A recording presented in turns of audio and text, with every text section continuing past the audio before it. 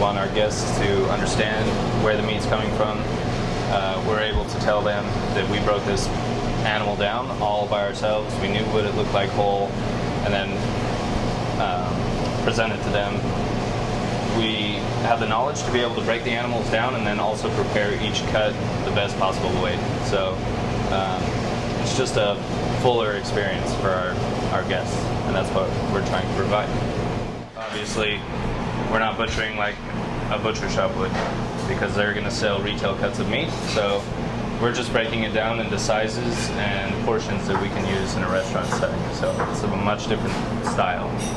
Most of this is all kind of old world techniques that have just been tried and true practices. I mean, like I said, obviously different countries butcher in different styles. I spent some time in Europe with both butchers in France and in Spain, and even with the proximity of those two countries, they definitely butcher differently. It's all a matter of what the people are used to. You know, their parents are the ones who went to the butcher shops and bought certain cuts, so that's how they learn, and they go and they buy those same cuts of meat. So that's what establishes the demand for how they butcher the meat, I suppose. So a big part of butchery is, again, understanding where the bones are and just taking it apart, how the animal is put together. So, and you don't need a whole lot of the knife.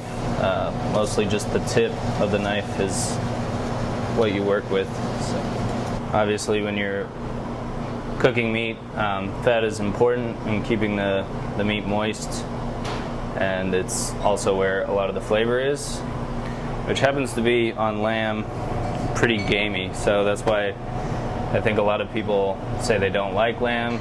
It's just they've either had lamb that's too old or with a high fat content, and it just carries so much of the flavor, the gaminess of it, which some people like and some people do not. So it's all about, you know, the proper animal husbandry. It all correlates to the flavor of the meat, how the animal was treated in its life, and ultimately we want to know that the animal was cared for during its lifetime.